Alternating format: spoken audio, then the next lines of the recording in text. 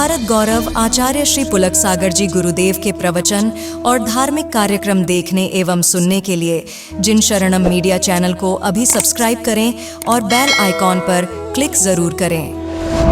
दो ही लोग दुनिया में याद किए जाते हैं, दो लोग बस, दो लोग दुनिया में याद किए जाते हैं।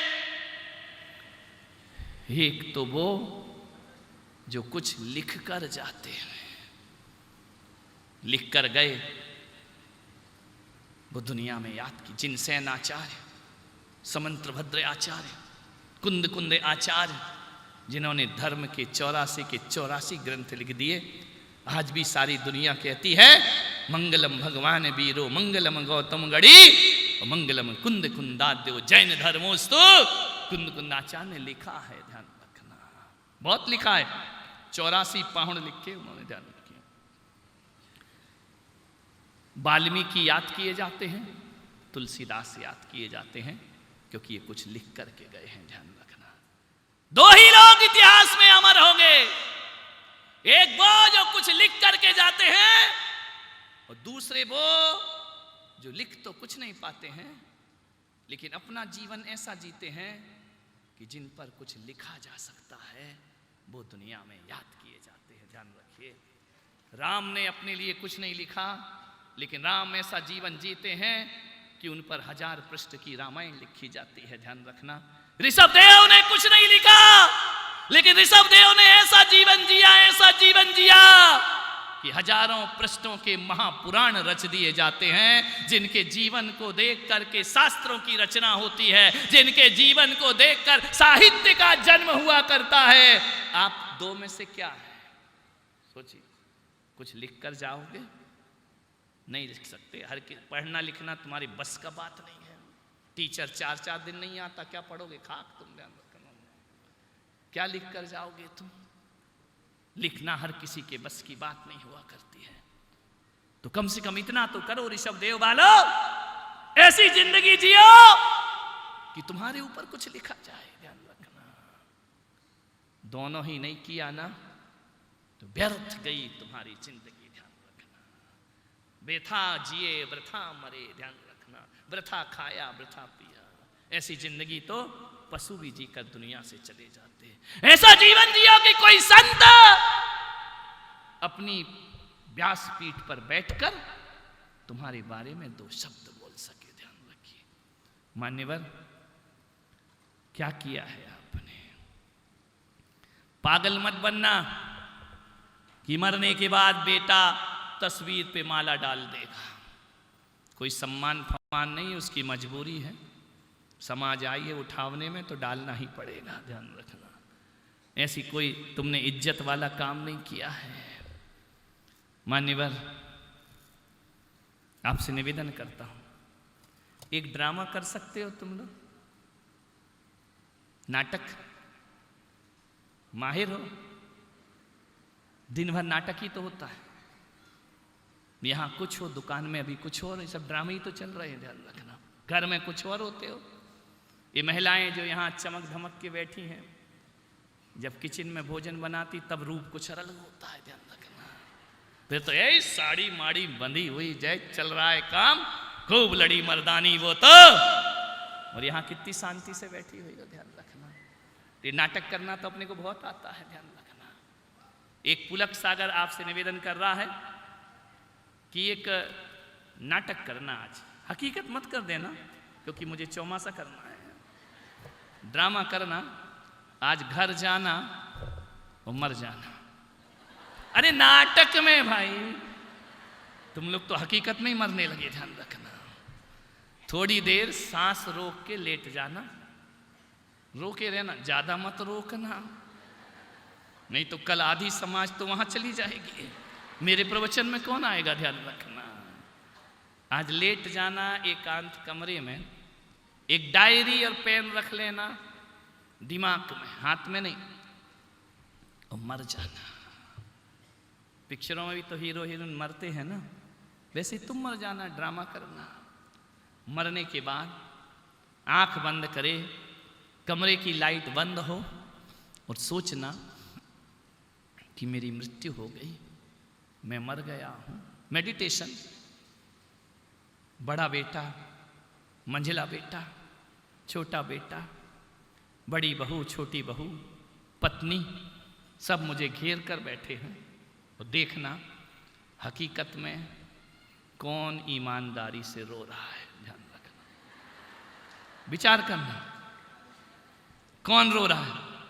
बड़ा बेटा वो नहीं रोएगा, छोटा वो तो और बदमाश है, वो नहीं रोएगा, ध्यान रखना। बड़ी बहू वो तो कब से इंतजार कर रही थी कि बुढ़िया जाए, ध्यान रखना। मान्यवर, विचार करना, सोचना कौन हकीकत में रो रहा है। पत्नी 4 दिना तेरी तिरिया रोए, ध्यान रखना, उसके बाद तो गूंज उठी सहनाई, ध्यान रखिए। कौन हकीकत में रो रहा मेरे लिए। एक बात और सोचना, मृत्यु सैया में पड़े हो, महिलाओं से निवेदन है उस समय ये सोचना कि यदि मैं मर गई तो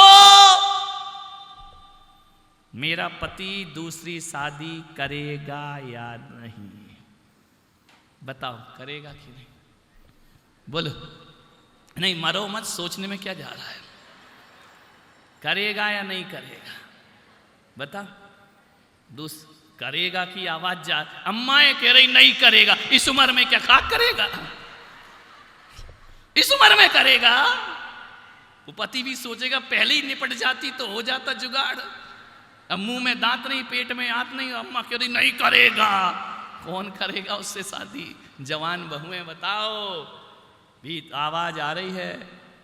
एक जगह मैंने पूछा बताओ शादी दूसरी करेगा या नहीं। एक महिला वीरांगना खड़ी हुई, बोले महाराज यदि अभी चली गई तो कर लेगा।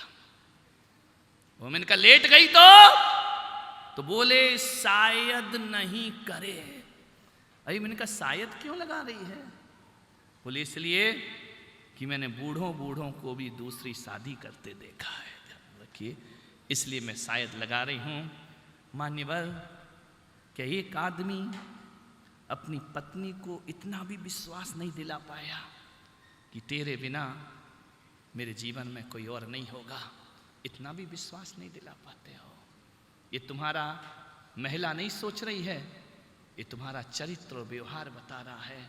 नहीं तो ध्यान रखना, आपसे मेरा निवेदन है, यदि आपकी पत्नी से पूछना कि वो तुम्हारे बारे में क्या सोचती है, यदि वो सोचे कि मेरे मरने के बाद तो दूसरी शादी करेगा, तो समझना पत्नी गलत नहीं, तुम्हारा व्यवहार गलत है। मेरे भाई ध्यान रखिए, तुम्हारा आचरण गलत है, तुम्हारा चरित्र गलत है। आज से जीवन बदलना शुरू कर दो। एक पत्नी को विश्वास नहीं दिला पाते हो, 10 बार पत्नी फोन करती है कहां हो कहां हो, लगाती है नहीं फोन, लेट हो जाओ, कहां कहां। समझ गए क्या करती। मेरी भैयावृत्ति में लोग आते, बीबी का फोन काव। अरे मैंने कहा कौए कहां बोलने लगे, काव तो करती रहती है। विचार करिए, हकीकत में वो ये नहीं पूछती है कि तुम कहां हो, वो ये देखती है कि तू बैठा कहां है। ध्यान रखिए मान्यवर, विश्वास दिलाओ अपनी पत्नी को, विश्वास दिलाओ उसको। सीता जंगल में भी राम के प्रति विश्वास रखा करती है, ध्यान रखना। वियोग होने के बाद भी उसे विश्वास है कि राम मेरे अलावा किसी और के। तो तुम्हारी पत्नी तो रोज शक करती है, रे सुधर जाओ जिंदगी। रोज तुम्हारा मोबाइल चेक करना चाहती है, लेकिन तुम लॉक करके रखते हो। मुझे समझ नहीं आता है कि बाहर वालों के लिए लॉक करो, बच्चे का अपना लॉक है, महिला पत्नी का अपना लॉक है, पर दोनों एक दूसरे का मोबाइल चेक नहीं कर सकते हैं। तो कभी पत्नी अरे रख मेरा मोबाइल, अरे इतना क्यों घबरा रहा है, दाल में कुछ तुम्हारे चरित्र का पता चल रहा है उस मोबाइल से कि तुम क्या देखते हो, क्या लिखते हो, क्या पढ़ते हो। अरे ऋषभ देव वालों सुधर जाओ जिंदगी में, ध्यान रखिए। मान्यवर, सोचना है आपको, आपकी मृत्यु हो रही है, मृत्यु हो गई, फूंक फांक के आ गए, अब क्या होगा। जवान मर जाए ना तो वहीं दूसरे विवाह की बातें शुरू हो जाती है। छोटे बच्चे हैं, कौन पालेगा, कौन करेगा, करना पड़ेगी, ये होगा वो होगा, दुनिया भर की बातें। लौट के आ गए, तीसरे चौथे दिन उठावना हुआ। अब वो क्या नाटक होता है उठावना में, खड़े हो जाते हैं। जब मर जाओ तो जो जिंदगी भर अपने से जलते थे वो भी जलाने आते हैं, जो दुश्मनी रखते थे मरने के बाद वो मित्रता निभाते हैं, ध्यान रखना। जो बेटा जीते जी नए कपड़े नहीं लाया, मरते ही कफन खरीद के लाता है, ध्यान रखिए। जीते जी फूल से शब्द नहीं बोले, फोटो पे माला चढ़ाता है, ये दुनिया का रिवाज है। अब श्रद्धांजलि सभा हो रही है। अब सोचिए आप कि आपके बारे में कौन कितनी देर बोलेगा। 5 मिनट? 5 मिनट तो बहुत होता है, ध्यान रखना। मेरा चतुर्मास जयपुर में भट्टारक जी की नसिया में था। 4 महीने वहां सिवा उठावने के कुछ नहीं हुआ। जयपुर में कोई भी मरे, उठावना भट्टारक की नसिया में ही होता है। सुबह से 6 ढाला बजना शुरू हो जाती है, मैं समझ जाता था कोई निपट गया। कभी कभी तो 3 बार 6 ढाला बजती, सुबह दोपहर शाम। मैंने कहा सारे मरे गड़े क्या मंदिर में ही आते हैं, ध्यान रखिए। एक आदमी से पूछा क्या हो गया, बोले भगवान को प्यारा हो गया। मैंने कहा यार भगवान की चॉइस इतनी घटिया कब से हो गई कि मुर्दों से प्यार करने लगा, ध्यान रखना है। भगवान मुर्दों से प्यार कर, काय का भगवान का प्यारा। आए दिन वहां उठावना। एक दुर्घटना बताऊं, अब 3-3 उठावने होंगे, तब आदमी कितना बोले यार, क्या बोले, किया क्या है जो तुम पे बोले, ध्यान रखना है। अब वो आदमी लिख के रख लेता। एक आदमी ने रख लिया, 80 साल के दादाजी मर गए। वो बोल रहा है ये बहुत ही दुख की बात है, बड़ा आघात पहुंचा, इतनी सी अल्पायु में आप दुनिया से विदा हो गए। लोगों ने कहा तेरा दिमाग खराब है क्या? बोले क्यों? बोले क्या बोल रहा है, अल्पायु में 80 साल का बूढ़ा था। अरे बोले सॉरी, दूसरा पन्ना निकल गया। ये श्रद्धांजलियां तुम्हारी देख लो, कोई दिल से श्रद्धा, वो दूसरा जवान वाला निकल गया उसका पन्ना, उसे खुद नहीं पता किसको क्या बोल रहे हैं। ये श्रद्धांजलि, ये शोक सभा है तुम्हारी, ध्यान रखिए। आपसे मेरा निवेदन है कि मरने के बाद आपके लिए कोई 10 मिनट कुछ बोल सकता है क्या? इतना ही बोलेंगे, हाँ बहुत अच्छे। मरने के बाद तो दुष्ट भी अच्छा हो जाता है, ध्यान रखिए। बुरे आदमी भी अच्छे, हाँ बहुत अच्छा था समाज में, ठीक है। अब और बोलो, और बोलो। कहा बोले, किया क्या है उस रामलाल ने जो बोले? कुछ तो किया नहीं है, खाया पिया मर गया, दुनिया से चला गया। फूटी कौड़ी निकली नहीं, दान निकला नहीं, पुलक सागर का चौमासा हुआ, फूटी कौड़ी नहीं थी। अब ऐसे मरे पे कौन बोलेगा मेरे? ऐसे मर भी गए तो कौन शोक संदेश पढ़ेगा? जो भी पढ़ेगा वो फोकट का होगा। और स्थिति तो और गंभीर होती है।